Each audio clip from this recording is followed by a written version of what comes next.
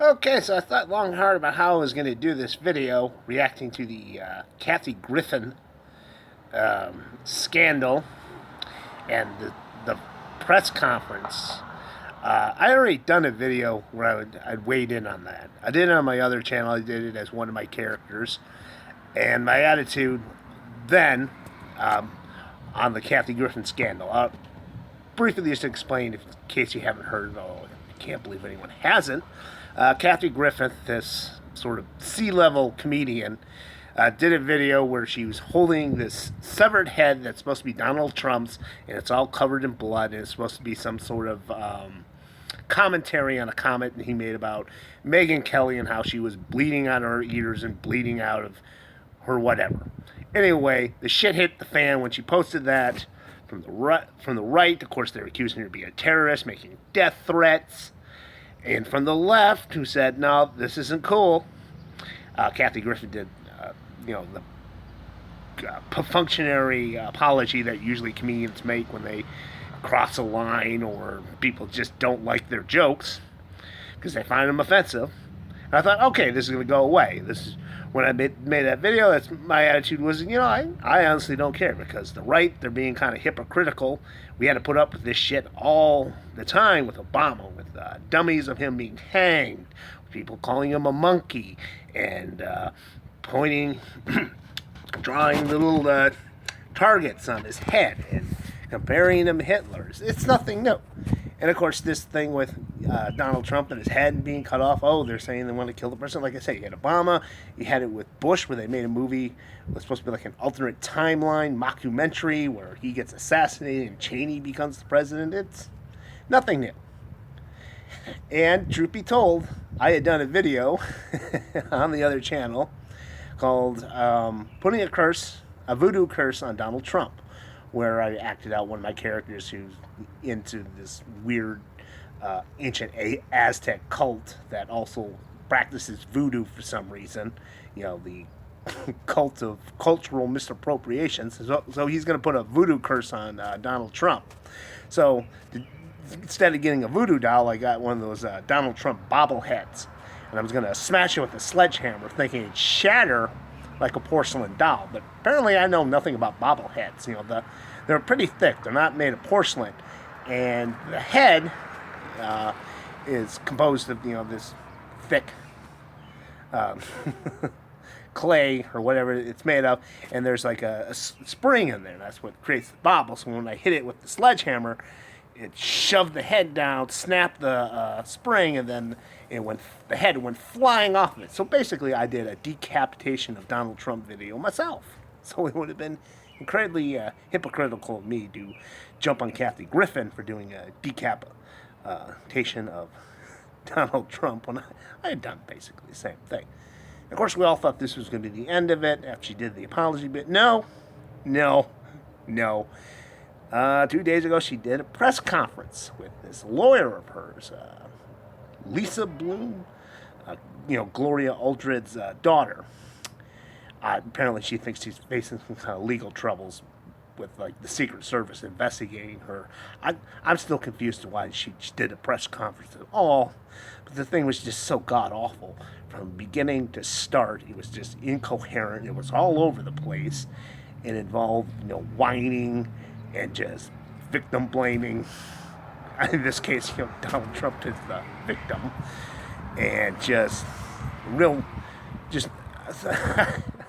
if it sounds like I'm all over the place, it's because the video was all over the place. There's just so many levels of bullshit, and they all it's like an onion. It has many layers of bullshit, and they all stink. And that's how I describe the Kathy Gifford press conference. So we'll try to just dissect this turd from the beginning. So her lawyer comes out. One of the first things she starts talking about is other decapitation videos. They didn't mention mine, but they mentioned one where Marilyn Manson cuts off Donald Trump's head. And there's this band called Gwar, GWAR, as the lawyer said, even though it's not an anagram. They did a video where they take off Donald Trump's head, and there was another one, Municipal Waste, where they did one where they shot him or something. Anyway, so right off the bat, you know that Kathy Griffin is unoriginal, and they're going to rat other people out. Wow, classy, ladies. And from there, the shit show just continues. The lawyer keeps going on and on about all the horrible things Donald Trump has said. And then it's asking, well, why can't Kathy Griffin say it? She's a comedian. It's her job. But the thing was, they're kind of bouncing around between this idea that, one, we can say everything we want, but then they keep bringing up all these godforsaken liberal PC things like, oh, gee, this is offensive, and he said this is offensive, and it's like, what are we going for here? Censorship or no censorship? Make up your fucking mind. And you had your pretentious argument that they brought up with it was supposed to be an artistic thing, that most of us just didn't understand what they were going for. It's like, no, I don't think you understood what you're going for. You had a severed fucking head. How did you not think people would interpret that as a fucking death threat? And then, of course, you have the hypocrisy where she's complaining that she's getting death threats because you got death threats because your joke was you were decapitating the President of the United States. You're getting death threats for death threats. See what else? Oh, and her attitude with between her and the lawyer is it's like comedians. So they have right free speech, and they're supposed to be the people who bring down, poke fun of the government and the people of power. Blah blah blah blah blah blah, and they say to make their commentaries. Anyway, why I bring it up is usually what happens when a comedian, says something that's offensive to the people. They usually just apologize and we move on. But every once in a while, you got one who will stick by their routine, be an asshole, if you will. And to me, it just comes off as entitlement.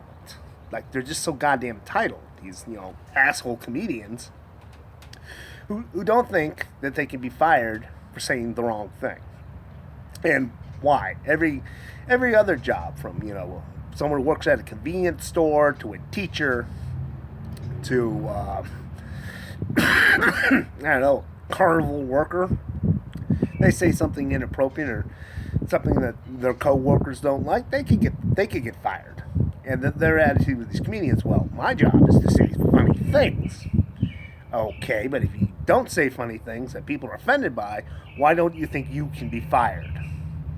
Why is it a comedian can't be fired? Like I said, it's a sense of entitlement that they can do whatever they want because they're professional comedians. Well, if it's based on the First Amendment, any of us can be comedians, and none of us should ever be fired for any jokes we make. But that's never going to be the case. So buck up. You're no different than us. But in the end, the thing with it really comes across is just how disingenuous the whole thing is. I think basically it's just a long con. Kathy Griffin, she hasn't been doing too well over the last few years. The only steady job she gets is hosting the New Year's Eve show on CNN with Anderson Cooper. And, she does stand-up in podunk little towns and bumfuck Iowa and whatnot. So she wants to elevate herself. So what's popular now? Making fun of Donald Trump, of course. And the people who get the most attention, the people say the things that really bother Donald Trump, because then they look like heroes. Like Stephen Colbert calling Donald Trump a Vladimir Putin's cock holster, right? So Kathy figures she's got a one-up, take it 10 times higher than Stephen Colbert, so she does the whole decap thing, right? But there's more to it. So of course she figures she's going to get fired from the New Year's job, but who gives a shit? That's small potatoes to what she's got planned. And like I said, who really wants to go to bumfuck Iowa or some podunk town in Indiana? But anyway, so she's got to take some heat, including a Secret Service investigation, which Ted Nugent had one of those. When he made a couple threats to Obama, and he got through it. So why did she think she wouldn't get through it? because Donald Trump's a bully. He's really going to come after her. It's like, yeah, sure. And that's another one of the themes is where she's talking about how she's being censored and how how she'll keep losing jobs and money, and it's like join the club. But as far as the Secret Service investigation, like I said with the con, so she becomes someone who needs to be protected. And, she's like, come on, liberals and comedians, you got to help protect me. You got to help protect Kathy from the big bad government. She's the next Pussy Riot, right? She's the Rosa Parks of fucking comedians. And then, for me, I just, that happens left, let her go. Don't protect her. The old thing about how you didn't help someone because they weren't like you, then you didn't help another group of people because they weren't like you. We'll put it in comedian terms. So Samantha Bee says something no one likes. I mean, something against Donald Trump. Donald Trump doesn't like it, so he says the Secret Service to make her disappear. But I wouldn't stop because I didn't like Samantha Bee. Pretentious bitch. Then they came for Tom Green because he tried to dry hump Ivanka.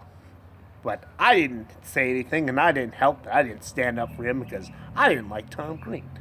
And then they came for Kathy Griffin because she did the whole head decapitation thing. But I did nothing because I didn't like Kathy Griffin.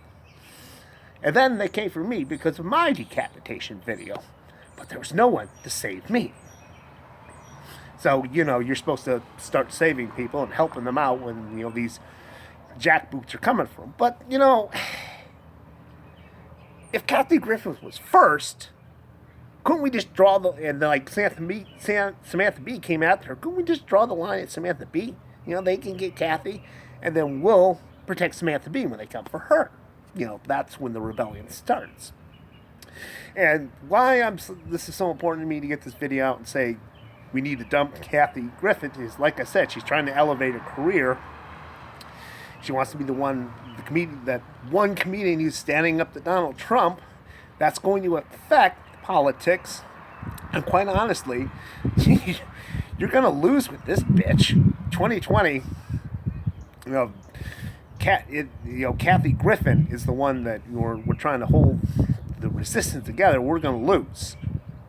Big time. That's how unpopular and this is how annoying she is. So like I said, let's draw the line at Samantha Bee. I don't like her. Anymore no, I like her more than Kathy Griffin, but that's a low bar to begin with. So we'll draw the line at Samantha Bee.